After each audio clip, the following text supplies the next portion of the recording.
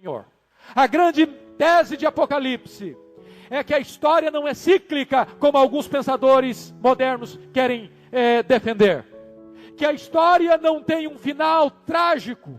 A história não caminha para o caos. Também isto não é verdade. A grande mensagem do Apocalipse é que a história é linear, e ela caminha para frente, e ela caminha para o fim, e ela caminha para a vitória retumbante, final e gloriosa de Jesus Cristo e da sua igreja. Esta é a grande mensagem deste livro. É claro que nós não vamos entrar neste livro com a curiosidade frívola de apenas olhar como se tivéssemos com um mapa profético nas mãos, para tentar amarrar determinados acontecimentos históricos com esta ou com aquela profecia, para corrermos o risco que tantos correram no passado, de tentar identificar aquela profecia com aquele evento histórico, e até ao ponto de marcar datas para a volta de Jesus e cair no descrédito e no opróbrio. Esta não é a finalidade do estudo do livro de Apocalipse. O estudo deste livro é um estudo extremamente prático, que visa encorajar a igreja em tempos difíceis. A história deste livro é o estudo que vai levar a igreja a entender que o seu Senhor vai voltar, e que não há meio termo. Ou você está do lado de Cristo e da sua igreja, ou você está do lado do dragão, do anticristo, do falso profeta, da grande meretriz. Ou você naquele dia vai estar diante do tribunal de Deus para receber a doce palavra: vinde bendito meu Pai. Ou você estará no tribunal de Deus para receber a terrível sentença: apartai-vos de mim, malditos. Não há meio termo. E a igreja precisa estar atenta para este fato, porque o livro do Apocalipse vai revelar-nos que dentro da igreja visível, dentro da igreja organização, dentro da igreja denominacional, dentro da igreja histórica, há pessoas salvas e pessoas não salvas. Ao mesmo tempo que você tem uma igreja do Deus vivo, dentro desta igreja você tem também uma sinagoga de Satanás. Ao mesmo tempo que você tem uma igreja fiel, você tem também uma igreja que segue a doutrina de Balaão, você tem uma igreja que se prostitui e que nega a sua fidelidade a Cristo. O livro do Apocalipse vem nos alertar que nós não podemos confundir religiosidade com conversão. Que nós não podemos dormir o sono da morte e nos contentar apenas em participar de uma igreja, porque pode ser que sejamos mortos como a igreja de Sardes, ou até pode ser que estejamos a ponto de sermos vomitados da boca do Senhor Jesus como a igreja de Laodiceia. O livro de Apocalipse vai nos encorajar, irmãos, a uma vida de santidade. Podem ter certeza disso. É impossível estudar escatologia sem mexer com o nosso coração no que concerne a santidade. Se Jesus vai voltar, devemos viver como aqueles que vivem santo procedimento, diz o apóstolo Pedro, apressando e preparando-se para a vinda do dia de Deus. Qual é o propósito desse livro? Eu quero dizer para vocês hoje que meu estudo ficará apenas na introdução. Nós hoje não exporemos o capítulo 1, porque entendo que se nós não dermos essa introdução, seremos como uma caravana que vai entrar num ônibus ou num Boeing, sem saber para onde está indo. Isso não é sensato, não é seguro.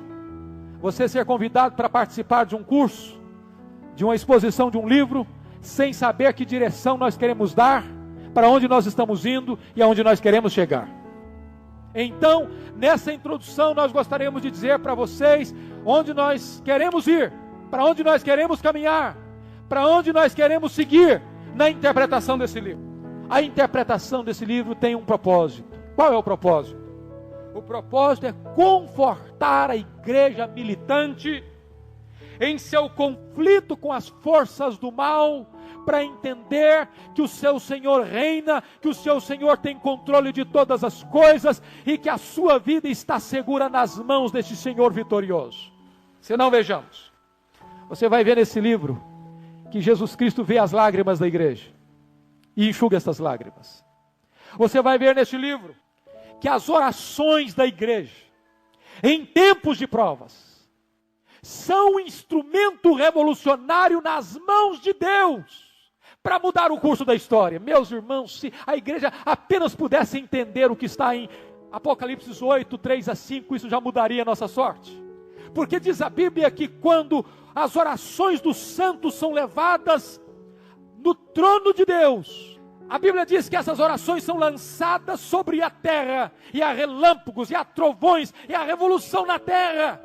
E você é cooperador com Deus nas grandes mudanças, nas grandes transformações que a história experimenta como resultado da oração e da intercessão dos santos de Deus.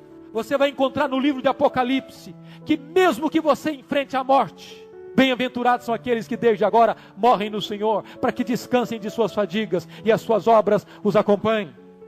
Você vai perceber que no livro de Apocalipse, o sangue dos crentes vai ser vingado, e as almas daqueles que foram martirizados clamam: até quando, ó soberano do universo, não vingarás o sangue dos justos?